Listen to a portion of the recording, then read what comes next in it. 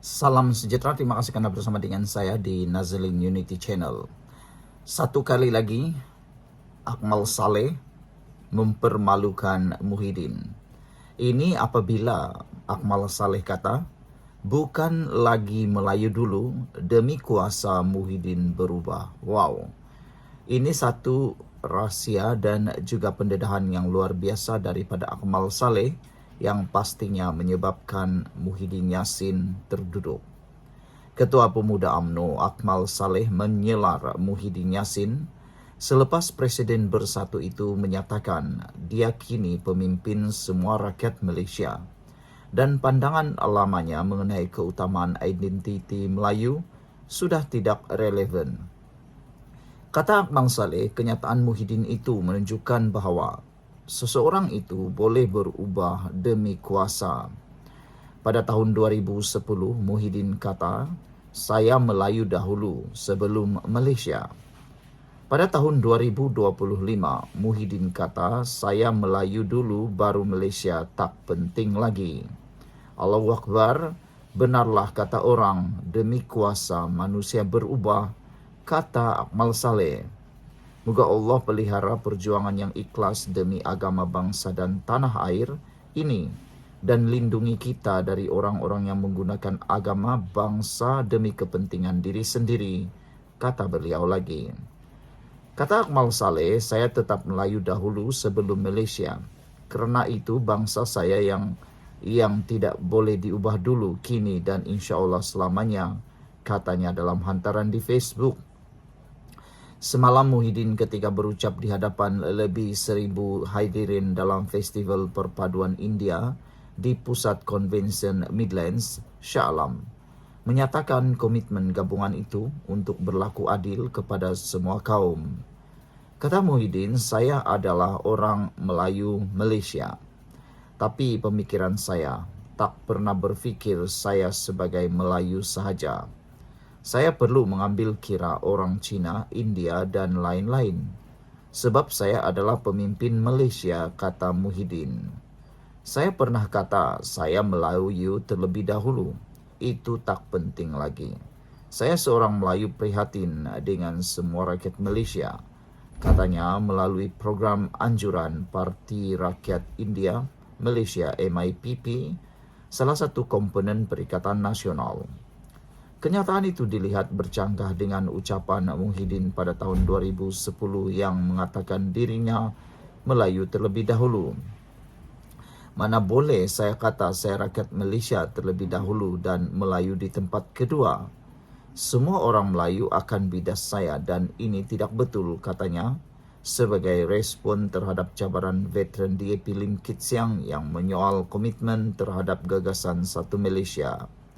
Sementara itu, dalam perkembangan lain, Akmal semalam membidas Timbalan Pengerusi Biro Perhubungan Etnik dan Agama MCA Rojo Yep yang mengatakan Malaysia bukan milik eksklusif mana-mana kaum. Ketua Pemuda UMNO itu berkata, Yap tidak seharusnya bersikap seperti kaduk naik junjung.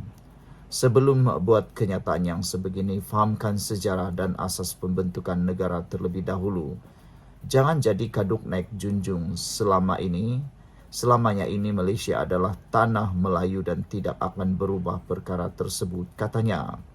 Dalam hantaran itu, Akmal menyebut artikel 152 Perlembagaan Persekutuan mengenai bahasa Melayu sebagai bahasa kebangsaan dan artikel 153 yang menyatakan bahawa yang di-Pertuan Agong bertanggungjawab menjaga kedudukan istimewa Melayu dan penduduk asli mana-mana negeri Sabah dan Sarawak dan kepentingan sah komuniti lain. Beberapa komen daripada netizen tentang isu ini, demi kuasa Akmal boleh hentam orang lain, takkan orang lain tak boleh hentam Akmal, undang-undang barat sebelahkah, kata Harimau 1. Green Orca kata, Akmal tak tahu baca sejarahkah? Ini Malaysia selepas merdeka, kata Green Orca. Apa pula pendapat anda untuk isu kali ini? Sekian dulu untuk kali ini. Jangan lupa tinggalkan komen anda. Bye-bye. Salam sejahtera. Terima kasih karena bersama dengan saya di Nazlin Unity Channel. Agong dah tawarkan dulu, tapi pas tolak. Hari ini Perikatan Nasional lah pula yang meroyan. Perikatan Nasional PN dilihat meroyan, mahu menubuhkan kerajaan walaupun pernah menolak peluang membentuk kerajaan selepas PRU 15 apabila dititahkan oleh Yang di-Pertuan Agong. Malah, Timbalan Presiden Bersatu Hamzah Zainuddin berkata, partinya terbuka untuk bekerjasama dengan UMNO selain mengaitkan institusi diraja untuk berperanan menyatukan Parti Melayu. Namun pada tahun 2022, selepas keputusan PRU 15 menyaksikan parlimen tergantung, Yang di-Pertuan Agong ketika itu Al-Sultan Abdullah Riyatuddin Al-Mustafa Billah Shah telah membuka ruang untuk gabungan politik termasuk PAS dan Perikatan Nasional menyertai kerajaan perpaduan demi kestabilan negara. Namun, PAS waktu itu sombong memilih untuk menolak cadangan Seri Paduka Baginda dengan alasan enggan bekerjasama dengan Pakatan Harapan PH. Pada masa ini, setelah kerajaan perpaduan diterajui Perdana Menteri Datuk Seri Anwar Ibrahim berfungsi dengan mandat yang sah dan sokongan majoriti Dewan Rakyat, Perikatan Nasional pula seolah-olah tidak sabar mahu menggulingkan kerajaan. Perikatan Nasional memainkan sentimen kaum dan naratif kononnya kerajaan Madani hari ini tidak stabil meskipun telah mendapat keabsahan parlimen dan perkenan Yang di-Pertuan Agong. Walaupun kerajaan perpaduan realitinya terbentuk hasil gabungan 18 parti yang berbeza, Perikatan Nasional terus menjajah naratif UMDAP sebagai helah meraih sokongan masyarakat Melayu. Logik UMDAP daripada PN juga adalah ke laut, memandangkan gabungan UMNO dan DAP hanya berjumlah sekitar 70 kerusi. Sedangkan fakta sudah jelas menunjukkan kerajaan perpaduan pada masa ini mempunyai 153 kerusi.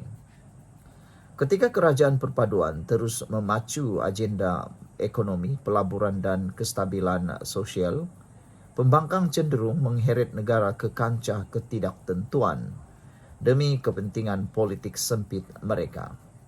Pembangkang dengan kepimpinannya terutama Bersatu yang kini tertekan dengan isu dalaman, pendakwaan pemimpin dan kekangan dana, terus gagal memainkan peranan semak dan imbang secara konstruktif.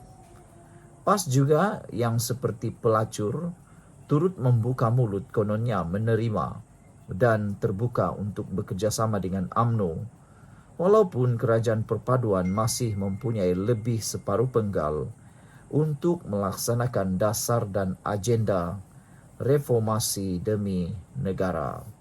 Saudara-saudara sekalian, ini satu pendedahan yang sangat baik untuk kita semua. Rupa-rupanya PAS macam sudah lupa, Perikatan Nasional pun macam sudah lupa bahwa satu ketika dulu mereka sudah pernah jadi kerajaan, bahkan ada peluang membentuk kerajaan.